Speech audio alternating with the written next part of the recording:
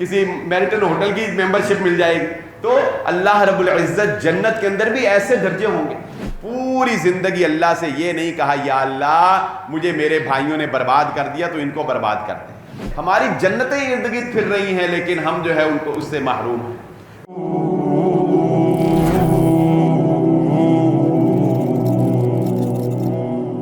آج کا یہ جمعہ یہ ایک طرح سے بونس ہی ہمیں مل گیا ہے کہ اللہ رب العزت نے ایک دن اور ہمیں ایسا عطا کر دیا کہ جو رمضان المبارک کا جمعہ ہے، اسے عام طور پہ جمعۃ الوداع بھی کہا جاتا ہے کہ آخری رمضان المبارک کا، تو کوشش یہ کر لینی چاہیے کہ اللہ رب العزت سے ان بچی ہوئی چند لمحات کے اندر انسان جتنا بھی مانگ سکے، جتنا بھی رو سکے، جتنے بھی ہاتھ اٹھا کر گڑ گڑا سکے اور جتنا بھی کوئی صدقہ اور خیرات کر سکے، جتنی نیکیاں کر سکے، جتنی نفرتوں کو بھلا سکے، محبتوں کو سمیٹ سکے، انسان کو یہ کوشش کرنی چاہیے اللہ رب العزت ہمیں عمل کرنے کی توفیق عطا فرمائے. رسول اللہ صلی اللہ علیہ وآلہ وسلم نے ارشاد فرمایا انما الاعمال بالخواتیم، اعمال کا دار و مدار اس کے انجام پہ ہوتا ہے، اس کے اختتام پہ ہوتا ہے. کبھی آپ ریس دیکھیں نا، دوڑ دیکھیں تو جو سمجھدار کھلاڑی ہوتے ہیں، تجربہ کار زیادہ ہوتے ہیں نا، وہ شروع میں جب لمبی ریس لگانی ہوتی ہے نا تو شروع میں زور نہیں لگاتے، شروع میں نارمل سپیڈ، پھر وہ اپنی سپیڈ کو آہستہ بڑھاتے ہیں، حتیٰ کہ جب وہ ریس کے اینڈ پہ پہنچتے ہیں تو اس وقت وہ جتنی زور سے دوڑ سکتے ہوتے ہیں وہ اتنا زور لگا دیتے ہیں، کیونکہ پیچھے اب کچھ بچا نہیں ہوتا نا. اور جو نادان ہوتے ہیں وہ شروع میں زور لگاتے ہیں، اور شروع میں زور لگا کے وہ یہ سمجھتے ہیں کہ بس ہم نے سارا جو جوش ہے وہ ایک ہی دفعہ آگے نکل جانا ہے، اور وہ جوش آہستہ پھر کم ہوتا جاتا ہے، اور جب اینڈ پہ پہنچتے ہیں تو وہ اتنے تھک چکے ہوتے ہیں کہ وہ دوسرا جو ہے وہ اس سے آگے نکل جاتا ہے. تو ہم کہیں ایسا نہ کریں کہ پورا رمضان المبارک تو بڑے جوش، بڑے جذبے اور بڑے ولولے سے ہم نے بڑا زور لگایا، اور اب جب آخر اینڈ پہنچے تو ہم ایک رات کے اندر اپنی ساری محنت جو ہے اس کے اوپر پانی پھیر دیں. یہ رات جسے ہم چاند رات کہتے ہیں، اصل میں یہ چاند رات جو ہے یہ تو اگر ہم عمومی طور پر دیکھیں تو یہ گناہوں کی رات بن چکی ہے. جیسے ہی شوال کا چاند نظر آتا ہے ہم اپنے آپ کو آزاد سا فیل کرنے لگ جاتے ہیں، ہمارے اندر ایک آزادی کی کیفیت پیدا ہو جاتی ہے. وہ شخص جس نے سارا مہینہ بہت سی چیزوں سے اپنے آپ کو روکا ہوتا ہے، وہ بھی اب یہ سمجھنے لگ جاتا ہے کہ کوئی بات نہیں، اب خیر ہے، آج رات کو کوئی ایک آدھی مووی بھی دیکھ لیں گے آج. اور جو زیادہ ہی حد سے پار گزرے ہوئے ہیں وہ تو ہوٹلوں کے اندر نہ جانے کس طرح کی شراب کی بکنگ اور پتہ نہیں کیا جو ہے وہ لگباڑا جو ہے وہ کیا جاتا ہے. گویا کہ یہ پورا رمضان المبارک کا مہینہ جو ہے ہم اس میں اپنے آپ کو قید سمجھتے ہیں، اور جب رمضان ختم ہوتا ہے تو ہم اپنے آپ کو آزاد سمجھتے ہیں. یہ ہماری حالت، یہ ہماری کیفیت بن چکی، اور اس کا نتیجہ یہی ہے، لازمی نتیجہ یہی ہے کہ ہم سارا اپنی محنت، ساری اپنی کاوش جو ہے وہ ہم اللہ رب العزت کو یہ بتانا چاہتے ہیں کہ یا اللہ یہ بس ایک عارضی سا ایک لبادہ تھا جو ہم نے اوڑا ہوا تھا، کچھ دنیا داری تھی، کچھ مروت تھا، کچھ لحاظ تھا، کچھ عادت تھی، کچھ رواج تھا، بس اس کے تحت رمضان گزر رہا تھا. اور جیسے ہی رمضان ختم ہوا وہ سب عادتیں، سب رواج، سب رسومات جو ہے وہ ختم ہو گئی، اور یہ لیں ہم دوبارہ پہلے سے بھی زیادہ بری حالت میں جو ہے وہ اگلے دن کا، شوال کے دن کا ہم اس سے بھی بری حالت میں آغاز کرتے ہیں. اللہ تعالی ہمیں اس رات کے گناہوں سے اور فتنوں سے محفوظ فرمائے. اس رات کی بازاروں کی رونق آپ کو بتاتی ہے کہ مسلمان کتنا غافل ہے. یہ جو چند لمحے بچے ہیں، سوچ لو کہ ہمیں اللہ رب العزت جنت کس طرح عطا کر سکتا ہے. جنت ایک سوچ انسان کی ہمیشہ اگر سوچ بن جائے نا تو انسان کی کمی اور کوتاہیاں جو ہیں وہ اللہ رب العزت جانتا ہے اور اللہ درگزر کرنے والا ہے. اگر سوچ اچھی نہیں ہے، اگر سوچ جو ہے اللہ رب العزت کے قرب والی نہیں ہے تو پھر بندہ جو ہے وہ اپنی فکر کرے، پھر بندہ جو ہے وہ پٹری کے اوپر نہیں چڑھ سکتا۔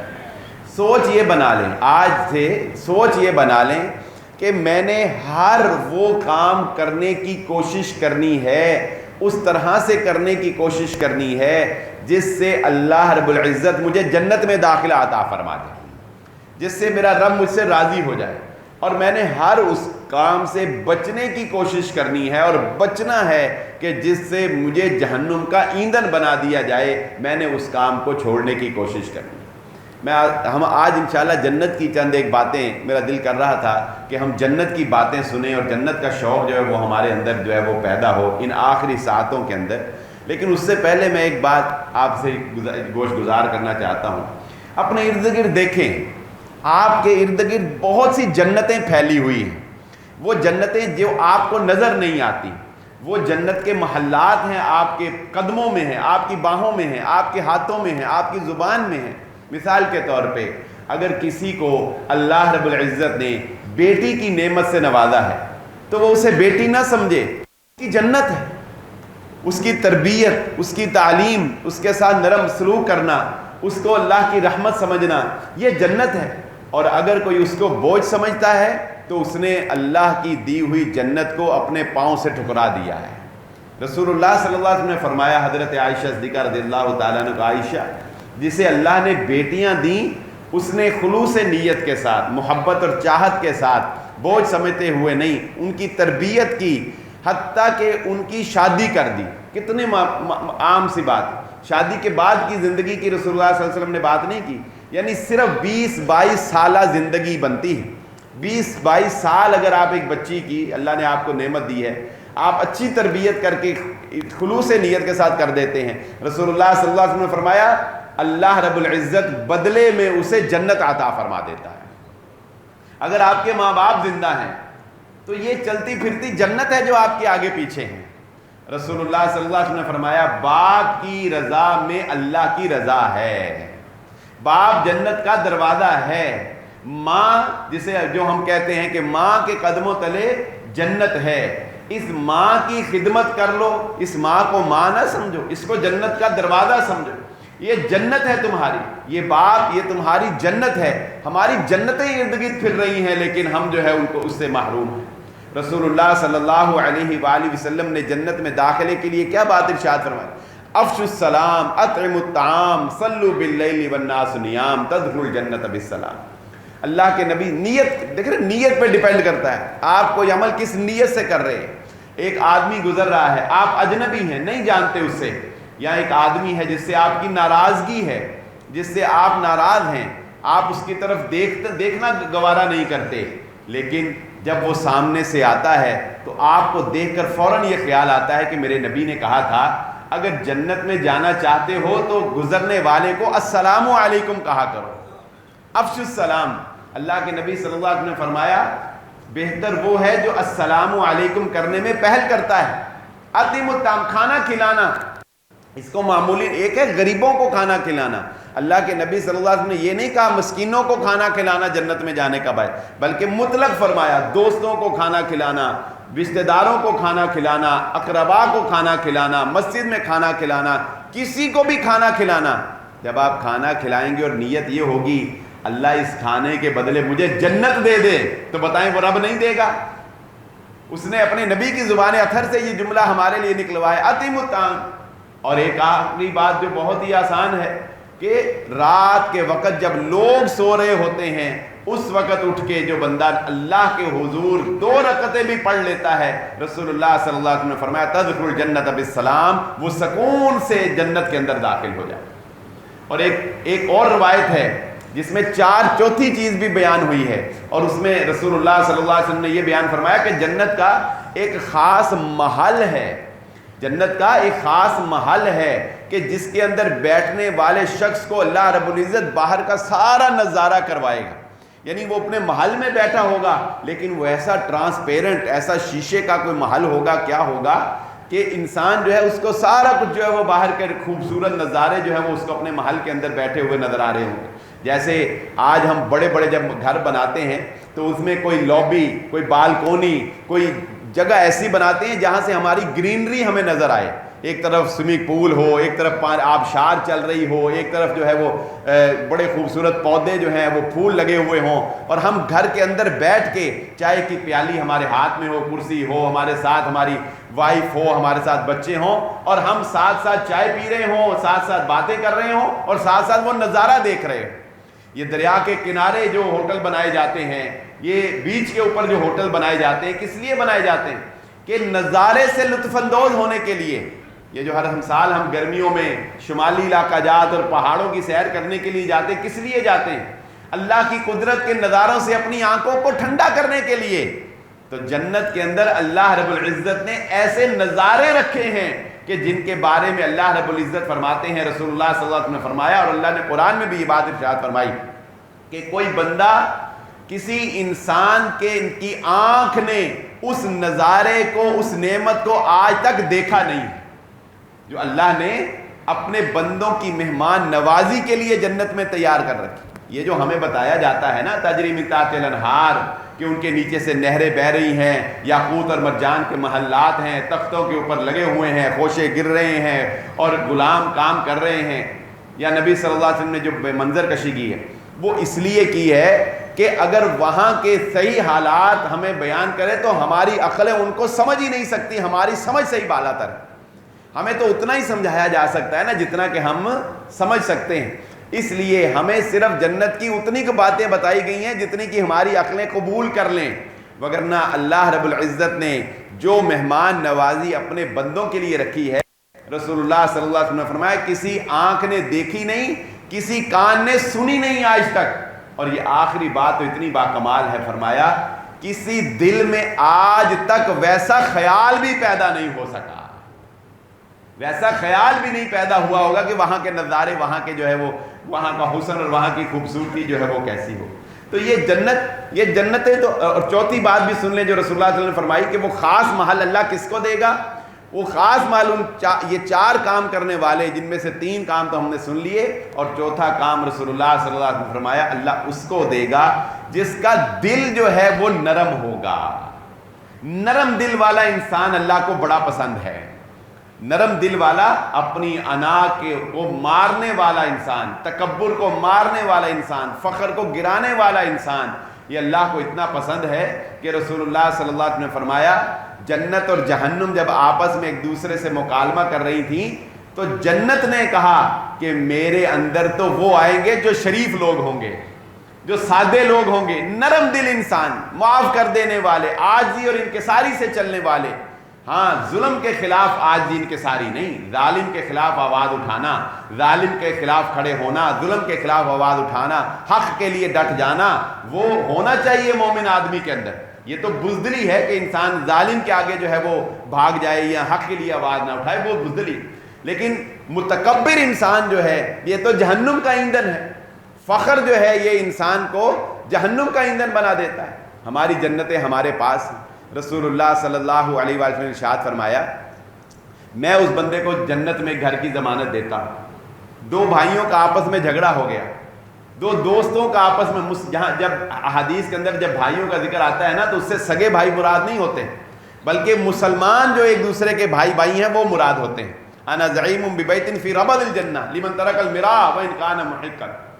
رسول اللہ صلی اللہ علیہ وسلم نے فرمایا 2 بھائیوں میں جھگڑا ہو گیا، ایک بھائی کو پتا ہے کہ میں سچا ہوں، میری بات ٹھیک ہے، میں حق پر ہوں، لیکن وہ کیا کرتا ہے؟ وہ کہتا ہے اللہ میں اپنے بھائی سے جھگڑا ختم کرنے کے لیے اپنا حق بھی چھوڑ رہا ہوں، اس کے بدلے تو مجھے جنت عطا کر دے۔ تو رسول اللہ صلی اللہ علیہ وسلم فرمایا اس کے بدلے اللہ اس کو جنت دے دے گا، اللہ رب العزت اس کو جنت عطا کر دے گا۔ تو بتائیے کیا یہ بہانے نہیں ہیں جو اللہ رب العزت نے جنت کے ہمارے لیے رکھے ہوئے؟ یہ روزہ جس کے بارے میں رسول اللہ صلی اللہ علیہ وسلم نے فرمایا حضرت امامہ باہلی رضی اللہ تعالیٰ عنہ کو کہ روزے رکھا کرو کثرت سے، میں نے جنت میں جانے کے لیے روزے سے بہتر عمل کوئی نہیں دیکھا ہے۔ روزہ جتنی آسانی سے انسان کو جنت میں لے جاتا ہے، کیونکہ یہ گناہوں سے ڈھال ہے اور گناہوں سے جو ہے انسان کو بچا لیتا ہے، اور جب انسان جنت میں جائے گا، اللہ اکبر، میں انبیاء کرام کی زندگی وہ ہمارے لیے ایک نمونہ ہوتی ہے۔ آج انسان جب کسی سے نقصان پہنچتا ہے نا اس کو، یا کسی سے کوئی خسارہ پہنچتا ہے، تو انسان کیا کہتا ہے؟ اکثر ہماری زبانوں پہ یہ شکوے اور گلے ہیں کہ مجھے میرے بھائیوں نے برباد کر دیا، مجھے میرے بھائیوں نے مار دیا۔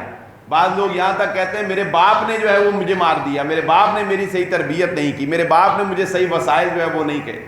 کوئی کہتا ہے مجھے اس نے مارا، کوئی کہتا ہے مجھے اس نے مارا، کوئی کہتا ہے مجھے حالات نے مارا، کوئی کہتا ہے مجھے حکومتوں نے مارا۔ انسان دوسروں کے اوپر الزام تراشیاں کرتا ہے۔ کمال کا ادب سکھایا ہمیں حضرت یوسف علیہ الصلوۃ والسلام کی زندگی کو دیکھیں۔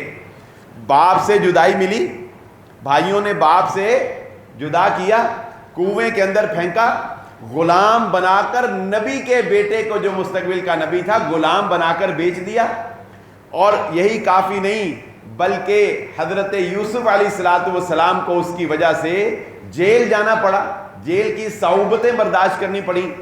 لیکن سارے واقعے میں آپ کو کہیں اس بندہ خدا جو اللہ کا نبی تھا، جس کو کمال یہ حاصل تھا کہ پوری دنیا میں اس وقت اس جیسا معبر کوئی نہیں تھا، جس کی تعبیر حقیقت کی طرح عیاں ہو کے سامنے آ جایا کرتی تھی، جس کو اللہ نے کائنات کا آدھا حسن عطا کیا تھا، جو اپنی مثال آپ تھا، جس کا شجرہ نسب کریم ابن کریم ابن کریم ابن کریم تھا، اس نے آج تک پوری زندگی اللہ سے یہ نہیں کہا یا اللہ مجھے میرے بھائیوں نے برباد کر دیا تو ان کو برباد کرتے ہیں۔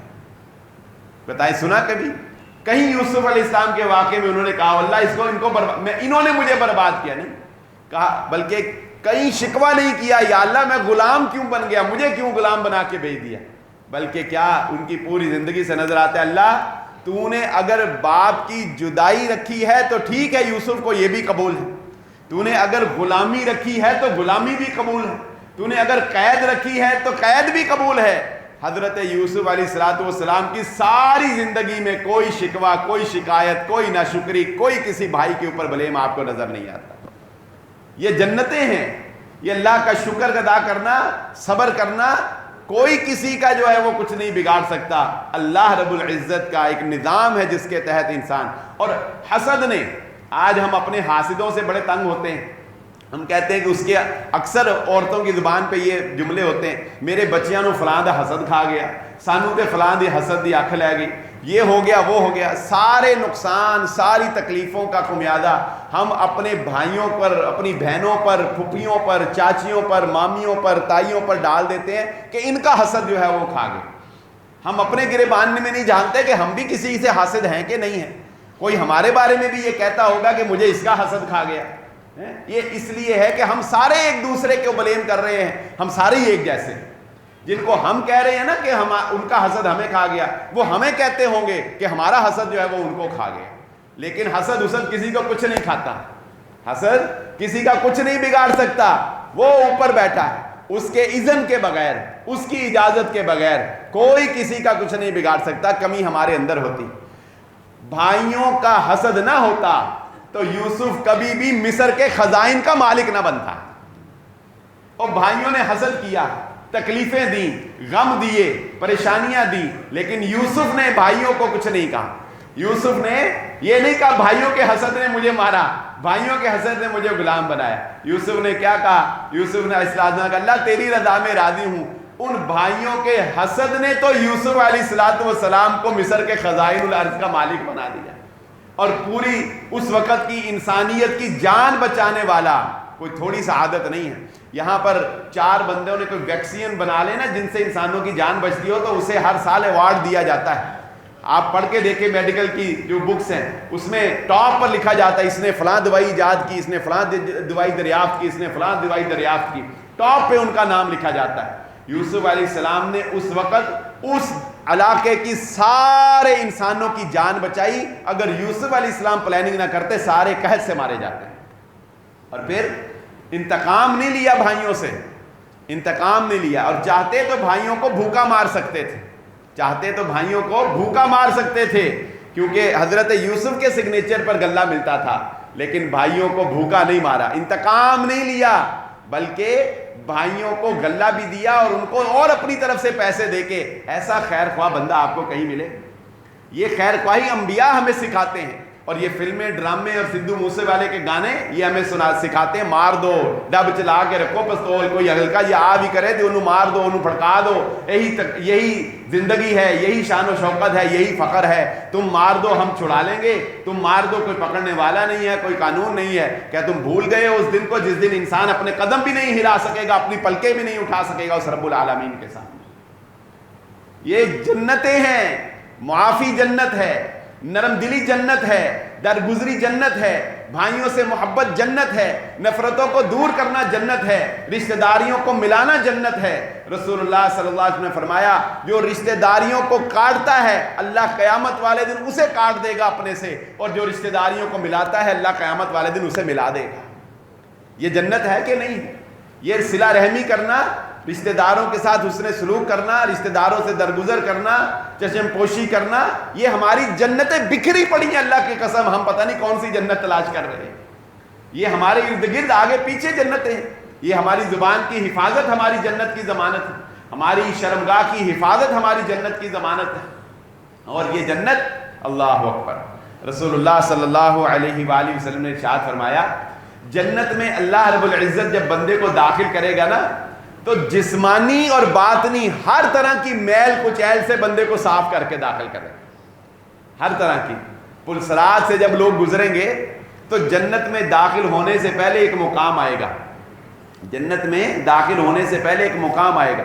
جس طرح آپ کسی بڑے ہوٹل میں جاتے ہیں تو وہ ایک فین لگا ہوتا ہے نا دروازے سے انٹر ہوتے ہوئے، وہ آپ کے اوپر ہوا مارتا ہے کہ چل جڑے کوئی جراثیم شراثیم ادنا لگے نے ہو سارے اتر جان۔ وہ اسی طرح ایک فین وہاں لگا ہوگا، ایک بڑا سا اے سی، وہ جب بندہ اس کے نیچے سے گزرے گا نا تو کیا ہوگا؟ آپ کے دل سے کینہ ختم، آپ کے دل سے حسد کے جذبات ختم، آپ کے دل سے نفرت کے جذبات ختم، آپ کے دل سے غصے کے جذبات ختم، ہر وہ برا جذبہ، ہر وہ چیز جو دوسرے کے خلاف ابھار سکتی ہے، جنت میں جانے سے پہلے اللہ رب العزت باطنی طور پر انسان کو صاف اور شفاف کر دے گا، محبت بھرا انسان جنت میں جائے گا۔ اور جسمانی طور پر بھی رسول اللہ صلی اللہ علیہ وآلہ وسلم نے ارشاد فرمایا جسمانی طور پر انسان کے جسم کو اللہ رب العزت بالوں سے صاف، جسم پر کوئی بال نہیں ہوگا، کسی قسم کی حاجت نہیں رہے گی، کوئی قضاء حاجت نہیں ہوگی، کوئی بولو برا، کوئی پخانہ، خواتین کی کسی قسم کی غلاظت، کوئی حیض، کوئی بیماری، وہ جنت کے اندر جانے سے پہلے اللہ رب العزت صاف کر دے گا۔ جنت میں خوف، یہاں پہ ہمیں ہر وقت کتنا بھی انسان با کمال ہو جائے، وہ مائیکل جیکسن کی مثالیں لوگ بڑی مشہور دیتے ہیں، اس نے اپنے ساتھ بندے رکھے ہوئے تھے، تو منو گردار دینا ہے، تو منو فلانی چیز دینی ہے جی، تو منو فلانی چیز دینی ہے جی، میں مرن لگا تھے، بندے تنخواہ پہ رکھے ہوئے تھے نا کہتے ہیں اس نے۔ اور اللہ نے جب موت کا وقت ڈالا تو اسی ڈاکٹر سے ای کا زیادہ لگ گیا جو جان بچانے کے لیے ہر وقت 24 گھنٹے سر پہ رہتا ہے، اسی ڈاکٹر نے تھوڑی سی ڈوز زیادہ دے دی، مر گئے۔ اب کیا کرے، کہاں گئے وہ 4 بندے؟ لیکن جنت کے اندر اللہ کے نبی صلی اللہ علیہ وسلم نے فرمایا موت کا کوئی خوف نہیں ہوگا۔ یہ دنیا میں موت کا خوف ہے کہ ہائے کہیں مر نہ جاؤں، ساری عیاشیاں ساری دولت کتے اتنے ہی نہ رہ جائے، یہ سیڑے فارم ہاؤس بنائے نے سارے، انہوں نے چنگی طرح دیکھتے لئیے، نہیں، یہ جنت کے اندر موت کا خوف نہیں ہوگا۔ رسول اللہ صلی اللہ علیہ وسلم نے فرمایا موت کا خوف ختم۔ جنت کے اندر کسی قسم کی دکھ، پریشانی، غم اور نعمتوں کے زوال کا کوئی خوف نہیں ہوگا، کوئی ڈر نہیں ہوگا کہ کہیں کاروبار جو ہے وہ نیچے نہ جائے، ڈاؤن نہ ہو جائے، ڈالر تھلے نہ چل جائے، سونا تھلے نہ چل جائے، کوئی پراپرٹی ریٹ نہ گر جائے، کوئی ڈر نہیں، کوئی ایسا خوف نہیں، خوف سے بالکل نجات۔ اور بڑھاپے کا کوئی خوف نہیں، بیماری کا کوئی خوف نہیں۔ 33 سال، 30 اور 33 سال، دو روایات میں آتا ہے، 30 اور 33 سال کی عمر، ہر انسان جو جنت میں جائے گا اس کی عمر 30 اور 33 سال کے درمیان ہوگی، اور حسن یوسف اس کو عطا کیا جائے گا، اور اس کی جسامت، قد کاٹ وہ حضرت آدم علیہ السلام کے قد کاٹ جیسا ہوگا، جو 60 ہاتھ حضرت آدم علیہ السلام کی جسامت تھی۔ رسول اللہ صلی اللہ علیہ وسلم نے فرمایا 60 ہاتھ جو ہے وہ اس کا قد کاٹ ہوگا۔ اس پورے پروٹوکول اور اس پوری شان و شوکت کے ساتھ اللہ رب العزت انسان کو جنت میں داخلہ عطا فرمائے گا، اور جنت کی نعمتیں بھی ایک طرف رہ جائیں گی۔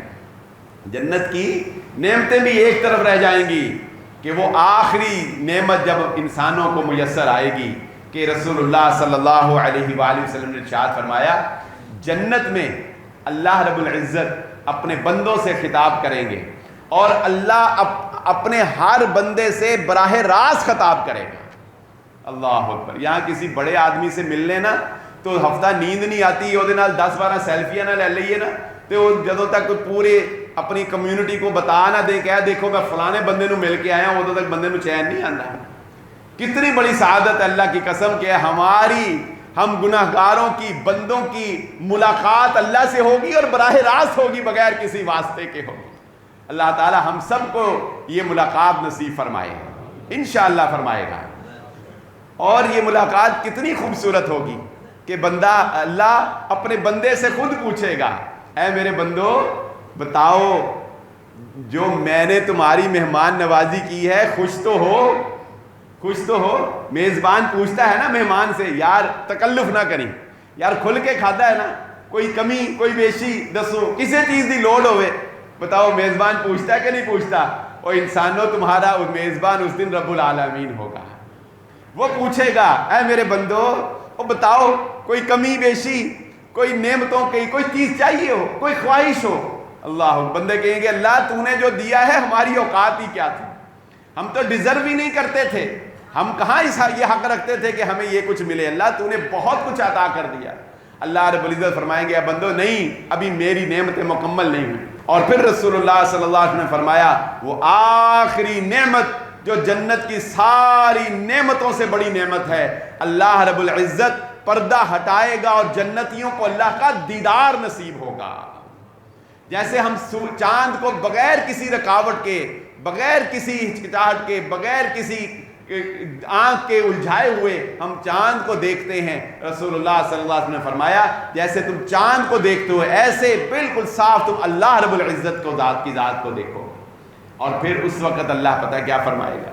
یہاں دنیا میں انسان نیکوکاروں لوگوں کو بھی دھڑکا لگا رہتا ہے, بڑے بڑے ولی صحابہ جیسے لوگ جو ہیں وہ بھی روتے ہوئے دنیا سے گئے کہ ہائے پتہ نہیں کیا بنے گا, ہائے اللہ ہمیں معاف کر دے, ہائے اللہ رب العزت جو ہے وہ کہیں ہم سے ناراض نہ ہو جائے. وہاں جنت میں جانے کے بعد چونکہ ہر چیز نعمت ابدی ہے, ہمیشہ رہنے والی ہے, کوئی غم نہیں, کوئی خوف نہیں, کوئی دکھ, کوئی پریشانی نہیں, تو رسول اللہ صلی اللہ علیہ وسلم نے فرمایا کہ جب دیدار الہی اپنے بندوں کو اللہ کروائے گا تو جنت کی یہ آخری نعمت بھی اللہ ان کو عطا کر دے گا اور کہے گا کہ اے میرے بندو میری یہ آخری نبی سن لو, تمہارا رب ہمیشہ کے لیے تم سے خوش ہو گیا, آج کے بعد کبھی ناراض نہیں ہوگا. یہ خیال بھی تمہارے دل میں اب کبھی نہیں آئے گا کہ کہیں اللہ مجھ سے ناراض نہ ہو جائے. آج کے بعد یہ خیال بھی تمہارے دل سے ہم نکال دیں. یہ اس رب العالمین کے انعامات ہیں جو اس نے اپنے بندوں کے لیے تیار کر رکھی. جنت کے اندر بازار لگیں گے. رسول اللہ صلی اللہ علیہ وسلم نے ارشاد فرمایا جمعہ کے دن ایک بازار لگے گا, جو لوگ اس بازار میں جائیں گے ہوا چلے گی ایک, اور اللہ رب العزت اس ہوا کی برکت سے, اس ہوا کے چلنے سے ان کے حسن کے اندر اور زیادہ اضافہ فرما دے گا. جنت کی نعمتوں میں اضافہ ہی ہوتا رہے گا, جنت کے اندر انسان کے حسن میں اضافہ ہی ہوتا رہے گا. یہ اللہ رب العزت کا انعام, یہ اللہ رب العزت کا فضل ہے, یہ اللہ رب العزت کا کرم. وہاں سونے کی اینٹیں, وہاں یاقوت اور مرجان. ایک روایت میں آتا ہے اللہ کے نبی صلی اللہ علیہ وسلم نے ارشاد فرمایا ایک محل جنت میں ایسا بھی ہوگا کہ جو سارے کا سارا ایک بڑے سے یاقوت و مرجان موتی کا ہوگا, اور موتی کو تراش خراش کر کے اندر محل بنایا گیا ہوگا. جیسے آپ کسی بڑے سے پہاڑ کو تراش خراش کر کے اندر اس کے کمرے شمرے بنا لیں, ایسے جنت کے اندر محلات ہوں گے. جنت میں انسان کے پسینے کی خوشبو جو ہے وہ کستوری کی طرح کی ہوگی. وہاں پہ کسی قسم کی کوئی کمی اللہ رب العزت جو ہے وہ اپنے بندوں کے لیے نہیں رہنے دے گا. اور پھر یہی کافی نہیں, جنت کے اندر منزلیں ہوں گی, منازل ہوں گی, یعنی ایک منزل, دوسری منزل, تیسری منزل. رسول اللہ صلی اللہ علیہ وسلم نے فرمایا وہ منزل کیسی ہوگی, جیسے تم آسمان کی طرف دیکھتے ہو تو تمہیں ستارے نظر آتے ہیں نا, ایسے نیچی منزل والا اوپر والی منزل والے کو ایسے دیکھے گا. اتنی وسعتیں ہوں گی. اور یہ دعا کیا کرو, یہ کوشش کیا کرو کہ جن سے دنیا میں پیار ہے جن سے دنیا میں محبت ہے، اللہ تعالیٰ انہیں جنت میں بھی ہمارے ساتھ ملا دیں۔ ان کے لیے کوشش کیا کرو، بھائیوں بہنوں سے، دوستوں سے جن سے پیار ہوتا ہے، انسان چاہتا ہے نا وہ سفر میں بھی ساتھ جائیں، وہ شادیوں میں بھی ساتھ جائیں، وہ غموں میں بھی ہمارے ساتھ ہوں، ان کا ساتھ ہر وقت ہمیں جو ہے وہ چاہیے ہوتا ہے۔ رسول اللہ صلی اللہ علیہ وآلہ وسلم کے صحابہ اسی بارے میں تو غمگین رہتے تھے، پریشان رہتے تھے۔ کبھی ہم نے سوچا ہے یار مجھے اپنے ماں باپ سے اتنا پیار ہے، میں ان کے ساتھ جنت میں کیسے جاؤں گا؟ مجھے اپنے بھائی سے اتنا پیار ہے، میں اس کے ساتھ جنت میں کیسے جاؤں گا؟ میرا بھائی مجھے بڑا عزیز ہے، میرا بیٹا مجھے بڑا عزیز ہے، میرا بیٹا جنت میں میرے ساتھ کیسے جائے گا؟ یہ تو نماز نہیں پڑھتا ہے، یہ تو ہر طرح کی گلو گباڑے کے اندر لگا ہوا ہے، اسے تو دنیا کی محبت نے مارا ہوا ہے۔ کبھی سوچا ہم نے؟ سوچا کرے اس بات کو۔ کیوں؟ اس لیے کہ رسول اللہ صلی اللہ علیہ وسلم سے صحابہ اس طرح کے سوال کرتے تھے، اللہ کے نبی صلی اللہ علیہ وسلم کہاں آپ اور کہاں ہم خاکسار اور کہاں تیری انتہا سدرۃ المنتہا، کہاں آپ ہوں گے جنت الفردوس میں، اعلی علیین میں، اس کے کیا ہی کہنے، ہم بھلا آپ کے ساتھ وہاں کیسے ملیں گے؟ اور اس غم کو بعض صحابہ کہتے تھے اللہ کے نبی صلی اللہ علیہ وسلم یہ غم ہمیں کھائے جاتا ہے، مارے جاتا ہے۔ اللہ کے نبی صلی اللہ علیہ وسلم نے فرمایا صحابی کو، اے میرے صحابی خوش ہو جا، قیامت والے دن اللہ رب العزت انسانوں کو اس کے ساتھ ہی ملا دے گا جس سے انسان محبت کرتا ہوگا، اور نیکوں سے محبت کرو گے نیکوں کے ساتھ ملو گے، نمازیوں سے محبت کرو گے نمازیوں کے ساتھ ملو گے، مسجد والوں سے محبت کرو گے مسجد والوں کے ساتھ ملو گے۔ کس سے محبت ہونی چاہیے انسان کی پھر بتائیے؟ گلوکاروں سے، اداکاراؤں سے، اور فوش مواد کو پھیلانے والوں سے، اور دنیا داروں سے جو ظالم اور جابر ہے ان سے محبت کرنی ہے؟ نہیں، محبت اس سے جو اللہ کا بندہ ہے، محبت محمد الرسول اللہ صلی اللہ علیہ وسلم سے۔ اللہ تعالی ہم سب کو اللہ کے نبی صلی اللہ علیہ وسلم کا ساتھ نصیب فرما دے۔ اور ایسے بھی ہوگا کچھ مجھ جیسے گناہگاروں کا جیک بھی لگ جائے گا، کچھ ایسے گناہگار جو ہیں ان کا جیک لگ جائے گا۔ پتہ کیسے ہوگا؟ ایسے کہ اس کا باپ یا اس کا بھائی یا اس کا کوئی قریبی عزیز وہ اوپر والے درجے میں ہوگا، وہ اوپر والے درجے میں ہوگا اور یہ نیچے والے درجے میں ہوگا، تو اللہ تعالیٰ کیا کریں گے؟ اب یہ دونوں رشتہ دار ہیں، یا یوں سمجھ لیں چلو دور کی جانا، اور میاں بیوی کی مثال لے لیتے ہیں، چلو بیوی نو بھائی اوپر کر دینے، بیوی 95ویں منزل پہ اور بندہ 70ویں منزل پہ، میں بھی گھر جانا ہے نا جی، تو وہ کہنا اپنی منزل پھر اتنے ہی رکھی ہے، چلو بیوی سمجھو 95ویں منزل پہ ہے، جنت کے 100 درجے، بیوی 95ویں منزل پہ اور بندہ 70ویں منزل پہ، تو اب میاں بیوی کو تو اللہ نے ملانا ہے کہ نہیں ملانا؟ ان کو جدا تو نہیں نہ رکھنا جنت میں کہ ایک تھلے رہے تھے ایک اتنے رہے، ان کو تو ملانا ہے۔ تو کیا کرے گا اللہ رب العزت رشتوں کو ملانے کے لیے نچلے درجے والوں کو اٹھا کے اوپر والے درجے میں اللہ رب العزت لے آئے گا اور دونوں کو اکٹھا فرما دے گا۔ اس بڑے لوگوں کا چیک لگ جائے گا، ان کو عام ہوٹل ملنا تھا، چے جائے کہ ان کو کسی بڑے فارم ہاؤس پہ جا کے جو ہے وہ رہائش مل گئی، انہیں جو ہے وہ چناب کلب کی ممبرشپ مل گئی، یا انہیں کسی میریٹن ہوٹل کی ممبرشپ مل جائے گی۔ تو اللہ رب العزت جنت کے اندر بھی ایسے درجے ہوں گے، جو اولیاء ہوں گے وہ صف آرائی میں اللہ کے قریب ہوں گے، جو سب سے پہلے نبی ہوں گے، پھر شہداء ہوں گے، صدیقین ہوں گے، صلحاء ہوں گے، اولیاء ہوں گے، ایسے جنت میں بھی درجہ بندی ہوگی، نیکوکار پھر اس سے کم، پھر اس سے کم، پھر اس سے کم۔ یہ اللہ رب العزت کا انعام ہے۔ ایک آخری حدیث سنتے ہیں، بڑی پیاری حدیث، بہت پہلے شاید میں نے آپ کو کہیں سنائی تھی، آج میرے ذہن میں آ گئی۔ بڑی پیاری وہ بات ہے کہ رسول اللہ صلی اللہ علیہ وسلم نے فرمایا جنت کا نا آخری جنتی جس کو اللہ رب العزت جہنم سے نکالے گا، وہ بڑا چیخو پکار کر رہا ہوگا، اللہ تعالیٰ فرشتوں کو کہیں گے انہوں کڈو باہر، اس کو باہر نکالا جائے گا، اور اللہ تعالیٰ اس کے اوپر پانی کوئلے کی طرح وہ ہوا ہوگا، اس کے اوپر پانی بہایا جائے گا، تو ایک پھول کے کھلنے کی طرح اس کا جسم جو ہے وہ کھل اٹھے گا۔ اللہ تعالیٰ اس سے پوچھیں گے کیا چاہیے؟ وہ کہے گا یار، وہ ایک درخت اللہ تعالیٰ نے جنت سے تھوڑا دور ایک درخت جاری کی لگایا ہوگا اور اس کے نیچے ایک نہر جاری ہوگی، وہ کہے گا یا اللہ جہنم سے تو بچ گیا ہوں، یہ درخت نظر آ رہا ہے، اس کے نیچے بیٹھنے کی اجازت دی جائے۔ اللہ تعالیٰ کہیں گے بندے میں تجھے اجازت دے دوں مگر مجھے لگتا ہے کہ یہاں بیٹھ کے نا تو ٹکے گا نہیں, تو پھر کچھ اور ضرور منگے گا, تو اگے ضرور جائیں گے. وہ کہے گا نا نا یا اللہ نہیں, یہ دیکھ میں جہنم سے بچ گیا, منو اور کی چاہیے, میں ادھر چلا جاؤں, اس سے آگے کچھ نہیں مانگوں گا. اللہ تعالیٰ کہیں گے چلو اس کو وہاں پہ بٹھا دیا جائے, بیٹھا رہے گا, کئی سال گزر جائیں گے. اللہ تعالیٰ جنت کے قریب جا کے ایک اور درخت اس سے بھی خوبصورت اور ایک نہر جاری کرے گا جو اس سے بھی خوبصورت ہوگی. تو بڑا ڈرتے ڈرتے ہچکتاتے ہچکتاتے پوچھے گا یا اللہ یہاں تک تو چلو آ ہی گیا ہوں, اب تھوڑا سا وہاں پہ بھی اگر مجھے بٹھا دے تو.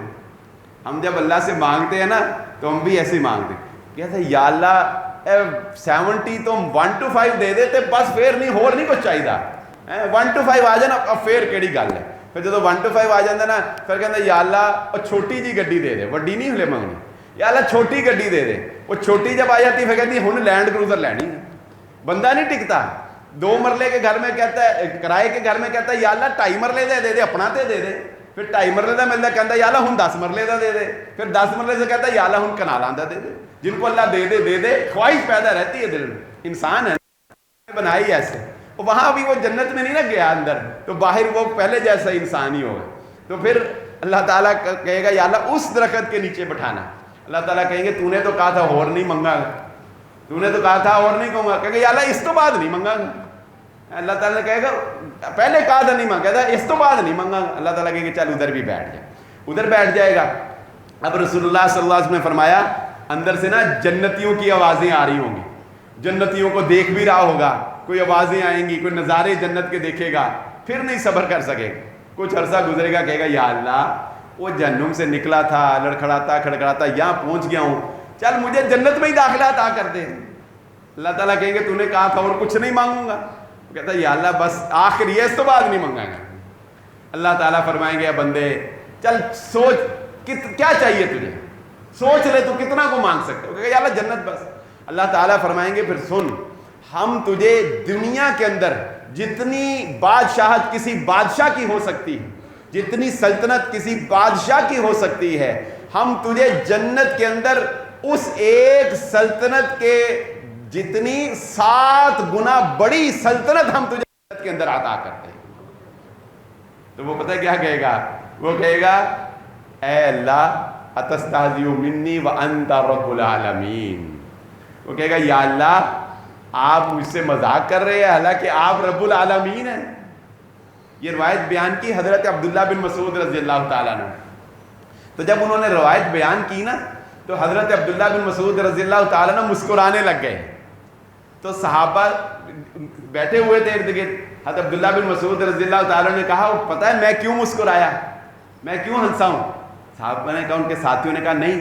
فرمایا جب رسول اللہ صلی اللہ علیہ وسلم نے یہ حدیث بیان کی تھی اللہ کے نبی صلی اللہ علیہ وسلم بھی مسکرائے تھے, اور ہم نے بھی اللہ کے نبی صلی اللہ علیہ وسلم سے پوچھا تھا کہ اللہ کے نبی صلی اللہ علیہ وسلم آپ اس حدیث بیان کر کے مسکرائے کیوں ہیں؟ تو نبی صلی اللہ علیہ وسلم نے فرمایا تھا میرے صحابہ تمہارا رب اس بندے کی بات سن کے تمہارا رب بھی مسکرا دے گا, کہ وہ یہ کہے گا اللہ تو میرا رب. یعنی بندہ امیجن نہیں کر سکتا کہ میری اوقات, میری حیثیت, میری اتنا, یعنی یہ ایسے ہی ہے کہ کسی عام انسان کو یہ کہہ دیا جائے کہ بھی تیرے لیے تیرا جو ہے وہ 1 کنال کا لاٹری نکل آئی ہے, پلاٹ نکل آئے. وہ پچھلے دنوں نا آخری بات, وہ یہ آج سے کوئی 10 سال پرانی بات ہے, یہ جائز کیش کے نا انعام نکلتے ہوتے تھے لوگوں کے. انتے اب تو پتہ لگ گیا نا بندیاں نو, انتے وہ کہتا دفعہ ہو. جب شروع میں نا پتہ نہیں تھا تو میرے بھائی کا نا 10 لاکھ روپے کا انعام نکل آیا, کیونکہ 11 کو بجے تو دکان بند کر کے تالے لا کے گھر آ گئے. مجھے فون آیا یاسر گھر آ گئے. میں کہ کیا ہوا؟ کہنا کم کرنے کی کوئی لوڑ نہیں, ساڑھا 10 لاکھ روپے کا انعام نکل آیا ہے. وہ میں یار خیال کر, یہ ایسے ہی ہے, یقین نہیں تھا. وہ اس کا بھی وہ انعام ہی نکل آیا. وہ کہے گا یا اللہ جنت میری نکل آئی, میرے منو کیوں ہوں؟ تو یہ اللہ رب العزت اس کو یقین نہیں آئے گا, تو کہے گا یا اللہ مذاق نہ کر. تو رسول اللہ صلی اللہ علیہ وسلم نے فرمایا نہیں, وہ مذاق نہیں بلکہ اللہ رب العزت کی عطا ہوگی, اور یہ ادنا جنتی ہوگا جسے جنت ملے گی. ہاں ہم سمجھ نہیں سکتے ان باتوں کو کہ اتنی بڑی جنت کا وہ کیا کرے گا, اور اتنی بڑی جنت میں وہ کیسے جو ہے وہ لائف کو مینیج کرے گا. ہاں ہم یہ سمجھ نہیں سکتے, لیکن ہم اس پر ایمان رکھتے ہیں اور ہم اس کا شوق رکھتے ہیں کہ اللہ رب العزت ہمیں جنت میں داخلہ عطا فرما دے. اللہ رب العزت سے دعا ہے جو کہا اور جو سنا اللہ رب العزت سمجھنے کی اور عمل کرنے کی توفیق عطا فرما دے۔ وآخر دعوانا الحمدللہ رب العالمین۔